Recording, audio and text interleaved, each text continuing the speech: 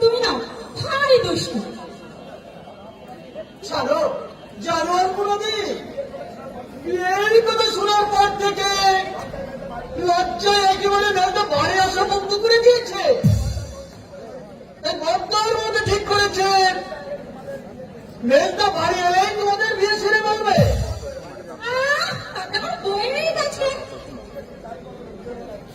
মুখে তুমি যাই বলে না কেন, ভেতরে কিন্তু আনন্দ একেবারে হচ্ছে পড়ছে। এই বিষ্ণু, ভালো হবে না কিন্তু বলে দিচ্ছি। আমি কিন্তু তোমায় দিদি বলে ডাকবো না। কেন কেন? সেই প্রথম থেকে তোমায় দিদি বলে এসেছে, এখন আমি বলতে বলবো কেন? আমার তো দিদি নেই, তাই তোমায় আমি দিদি বলেই ডাকবো। পাগল ছেলে, আমিও চিরকাল তোমার দিদি হয়ে থাকবো। তাহলে তাহলে আজ থেকেই তোমার দিদি বলে। তোমার যা ইচ্ছা। জানো জানো দিদি, বর্তমানে শুনেছি আমারও নাকি একটা দিদি ছিল। দিদির যখন 5 বছর বয়স, তখন এক সাবুনে আমাদের বাড়িতে সবগুলো দেখাতে আসে। সন্ধ্যা হয়, রোদ কাটানোর জন্য সেই সাবুনে আমাদের বাড়ির বৈঠকখানে আশ্রয় নেয়। সকাল হতে সবাই দেখে সেই সাবুনেও নেই, আর আমার দিদিও নেই। সেই সাবুনে দিদিকে রাতের অন্ধকারে চুরি করে নিয়ে গেছে।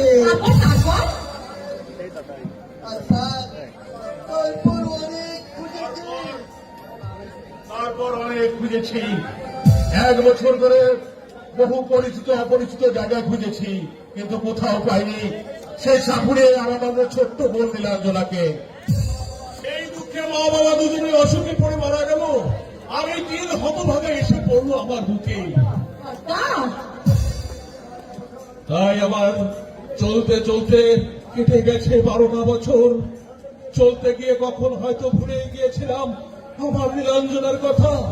হঠাৎ তোকে পেয়ে যেন আমার মনে হলো আমি আমার নীলাঞ্জনাকে, 12 বছর আগে হারিয়ে যাওয়া সেই ছোট্ট নীলাঞ্জনাকে আমি আমার কাছে পেয়েছি। তাই তো তোকে বলি বোন, বড় ভাইয়ের হয়ে তোকে যদি আমি কোনো অন্যায় শাসন করে থাকি, সেই শাসনের ব্যথা বুঝে নিয়ে তুই যেন আমায় ছেড়ে চলে যাস না। তাহলে তোকে হারানোর দুঃখে আমিও হয়তো আমার বাবা মায়ের মতো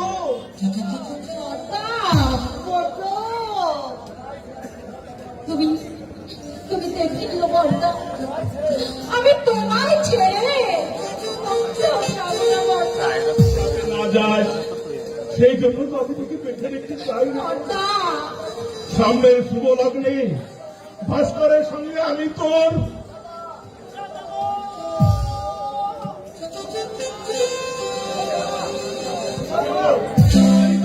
তুই এমন করে হাঁপাচ্ছিস কেন? কি হলো?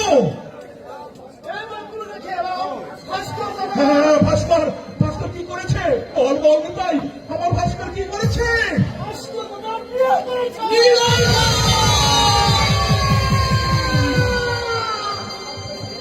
আমাকে ক্ষমা করো, বিশেষ কারণবশত তোমাদের না জানিয়ে আমি বিয়েটা সেরেই ফেলেছি।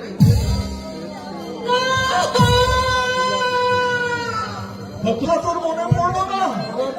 একটি বারো ভাবলি না তোর দাদা কতখানি আঘাত পাবে, তোর সামনে সে কত বড় অপমানিত হবে। করে হতো ভাতা আমি যে আলপনার সঙ্গে তোর বিয়ের সব ঠিক করেছিলাম। কি বললে তুমি বর্তা? ওই আলপনার সঙ্গে তুমি আমার ওই আলপনার সঙ্গে। এবার বল বল ওকে আমি কি জবাব দেবো? বল হতো ভাতা কোন ভাষায় সান্ত্বনা দেবো অসহায় মেয়েটাকে? বল।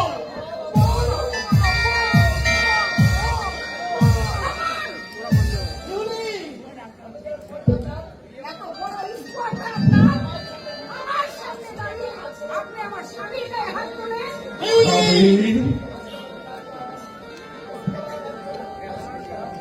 বড় একজন অশিক্ষিত মেয়েকে তাকেও বিয়ে করবে এটা আপনি আশা করেন কি করে? কি বলবি? আর একটা কথা মনে রাখবেন, ভাস্কর আপনার ভাই ছিল, কিন্তু আজ থেকে ভাস্কর আমার স্বামী। বর্তা রাখো।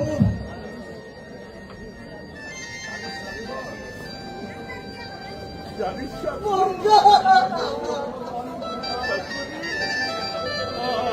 আমি না যদি তোর মতো অন্য হতাম না বড় ভালো হতো রে, বড় ভালো হতো। তাহলে আগে আমি আলো আধার হাসি কান্না ন্যায় অন্যায় সব কিছু আমি একই রকম দেখতাম। আজ আর আমাকে এমন করে দেখতে পারি না। আধুনিক বউকে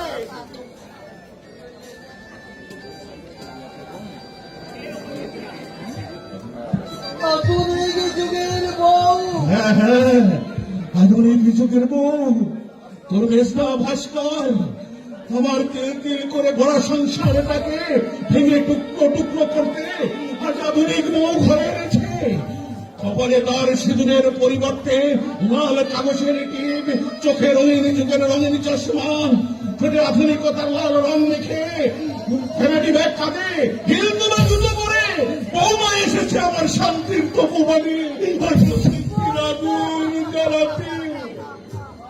তোমার বৌমার হয়ে আমি তোমার কাছে ক্ষমা চাইছি বর্তা।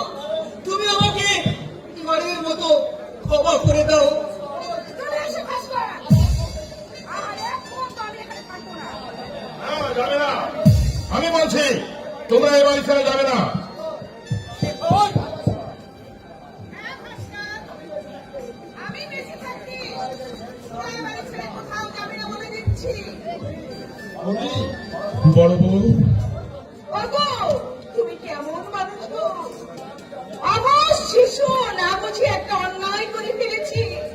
তুমি তুমি এর মধ্যে শাসন করে ফেললে, এর মধ্যে শাসন করতে নেই গো ভাস্কর। বৌদি ও যদি এ বাড়ি থেকে চলে যায় তাহলে তোরা আমার ভয়ানক দেখবি। না না বড় বউ না, আমাকে আমাকে তুমি এমন নিষ্ঠুর ভাবলে কেমন করে বড় বউ? আমি সংসার অরণ্যে এক বৃদ্ধ বট বৃক্ষ, আমার শাখা প্রশাখায় কত জানা অজানা পাখি এসে আশ্রয় নেবে, কিন্তু প্রয়োজন শেষে ওই সমস্ত পাখির দল আশ্রয়দাতার আশ্রয়দানের কথা ভুলে যদি দূরে সরে চলে যায় তাতে কি বৃক্ষের অভিমান করার সাথে বড় ওগো, তোমরা থামো তো, এই সমস্ত আমার ভালো লাগে না। নতুন বউ কখন থেকে এসে দাঁড়িয়ে আছি, কোথায় বরণ করি ওকে ঘরে তুলবো? আর তা নয়, ওরে ওরে কে আছিস? ঠাকুর ঘরে বরণ ডালাটা রেখে এসেছি, নিয়ে আয় তো।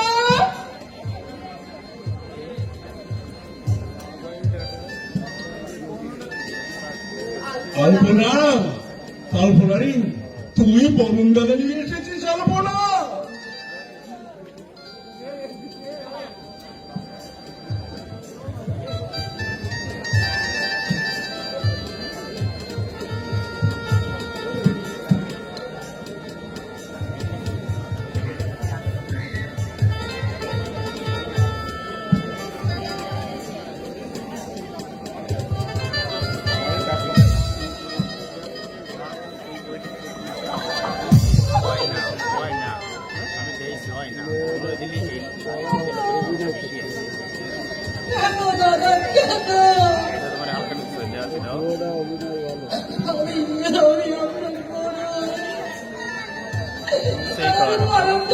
শান্ত করতে দাও আলপনারি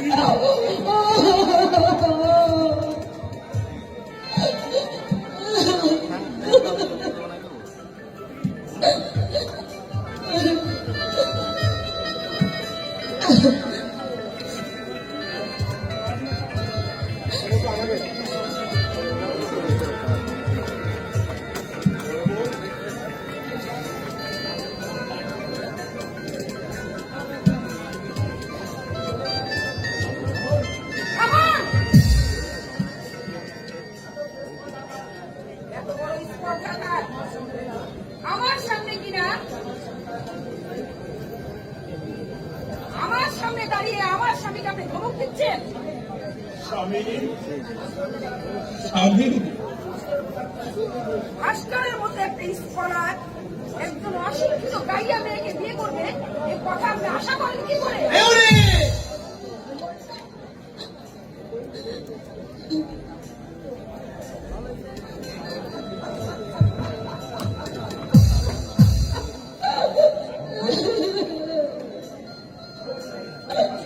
করে এসো ভাস্কর।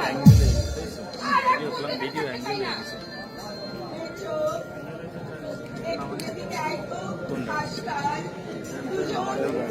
পাশাপাশি হয়তো আমি তোরে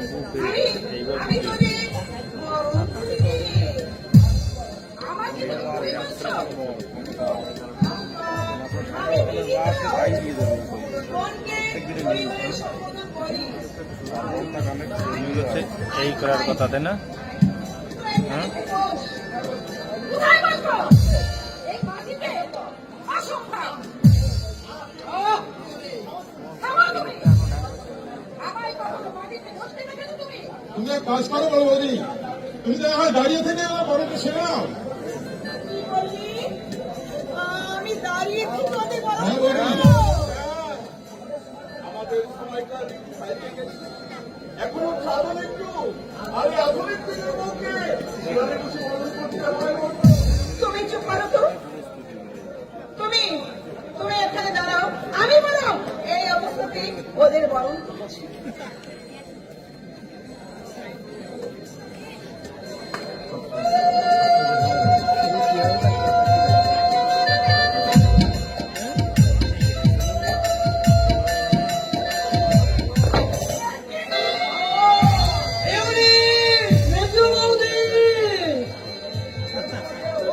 কত সবচেয়ে অভূত।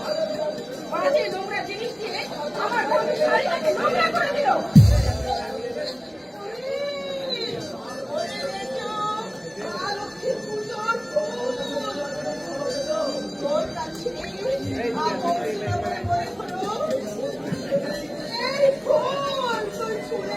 হ্যাঁ, হ্যাঁ, দিলাম। এই সমস্ত নোংরা জিনিস ছুঁতেও আমার চিন্তা করে।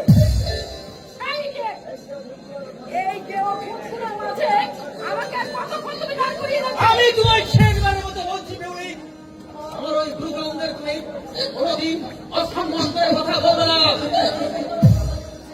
আমিও তোমাকে শেষবারের মতো জানিয়ে দিচ্ছি, 1 মিনিটের মধ্যে আমার থাকার ব্যবস্থা না করলে আমি কিন্তু এখান থেকে চলে যাব।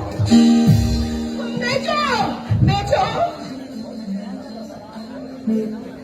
দাদা, বৌদি, আমি কি ভুল করলাম? কেমন করে আমি ভুলের প্রায়শ্চিত্ত করবো?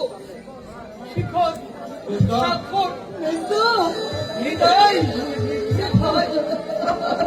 আমি বলতে পারি। এখন আমি কি করব? কেমন করে মিলাবো আমার এই জীবন অঙ্কের হিসাব? জেনে শুনে যখন বিষ পান করেছিস, বিষের জ্বালা তো তোকে সহ্য করতেই হবে ভাস্কর। আমায় তুমি অভিশাপ দাও বর্দা, আমায় তুমি অভিশাপ দাও। হ্যাঁ বর্দা, তোমার এই সাধারণ সোনার সংসারে আমি অশান্তির ঝড় এনে দিয়েছি। সেই ঝড় তোমার এই সোনার সংসারটাকে একদিন চিতায় পরিণত করবে। বর্দা, আমায় তুমি শাস্তি দাও বর্দা, আমায় তুমি শাস্তি দাও বর্দা, আমায় তুমি শাস্তি দাও।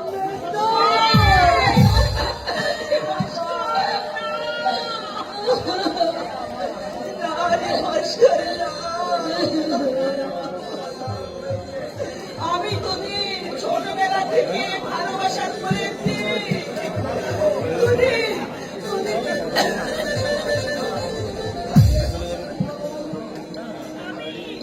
আমি হচ্ছি এই সংসারের বড় বউ। শত কষ্ট হলে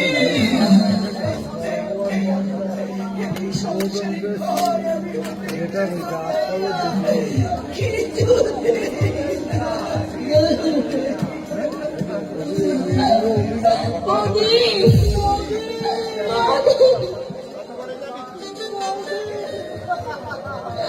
তুমি যখন যাবে আমি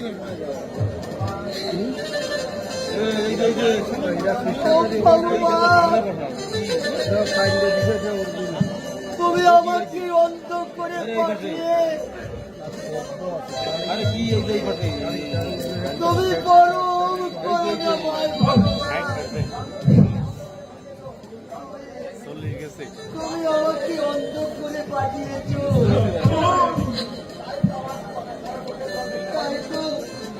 তাই তো আমার কারো চোখের জল দেখতে হয় না।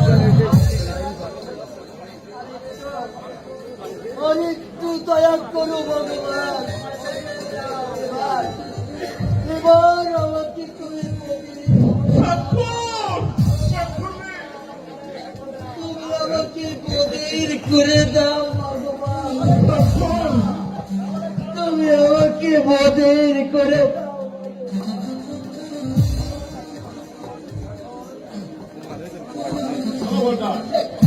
আমার মনে হয় মেজবৌদি খুব বড় ঘরে নেই, তাকে যদি আমরা একটু মারিয়ে চলি এই লাভটা বোধ হয় আমাদেরই হবে।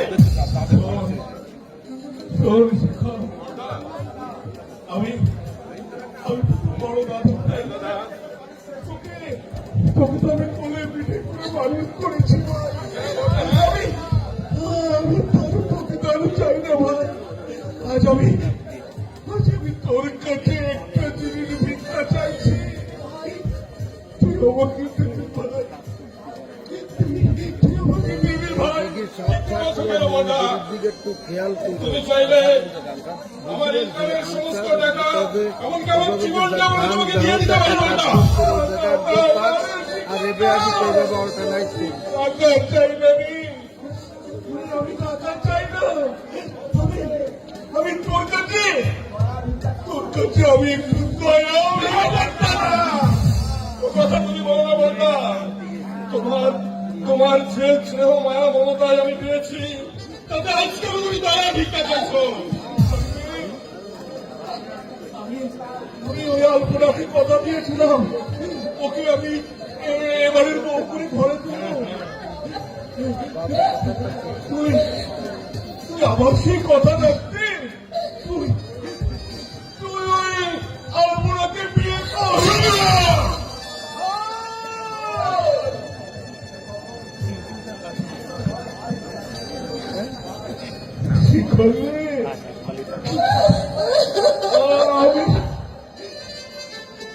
আমি তোর বড় ভাই হয়ে আমি তোকে হাত জোর করে অনুরোধ করছি, আমার কথাটা তুই রাখ ভাই। বড় ভাই বলে তুমি যা খুশি তাই বলবে আর আমাকে তাই মেনে নিতে হবে, কখনো হবে না। আর তাছাড়া আমার ইস্তিহার যোগ্যতার বিচারে ও আমার থেকে অনেক ছোট।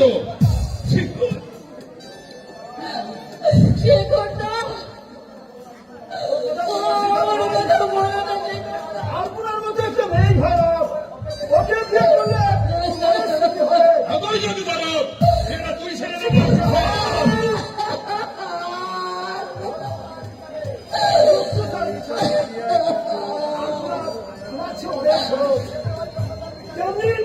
ওই যোগ্যতার বিষয়ে আর আমার ছেলে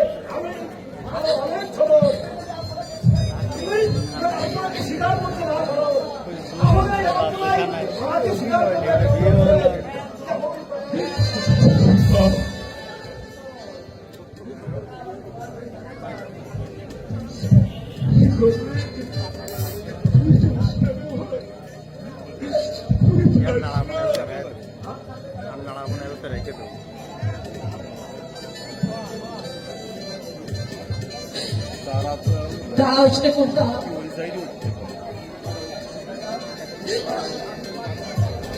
আমি আমি চিরকাল তোমারই থাকবো। তোমারই থাকবে কেন? যোগ্য দেখে একটা ছেলে খুঁজে নাও, হাজার হাজার ছেলে। বিয়েতে যদি লাগে 2, 5, 10 হাজার আমি দিয়ে দেবো। শুনে যাও শেখর বাবু, শুনে যাও। তোমার দাঁড় দিয়ে এই হতভাগী কল্পনার বিয়ের খেলাই বাজবে না, বাজবে না, বাজবে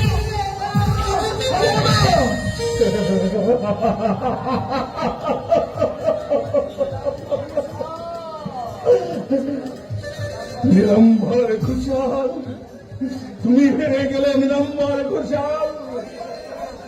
তোমার জীবনের সমস্ত হিসাব আজ ভুল হয়ে গেল। আজ তুমি সব অবাঞ্চক, মিথ্যাবাদী, অভিশাপ দে, অভিশাপ দে রে বোন, তুই আজ আমাকে প্রাণ ভরে অভিশাপ দে। আমি আমার কথা রাখতে পারিনি, দিতে পারিনি তোকে আমার কুলবধূর মর্যাদা, কুলবধূর মর্যাদা।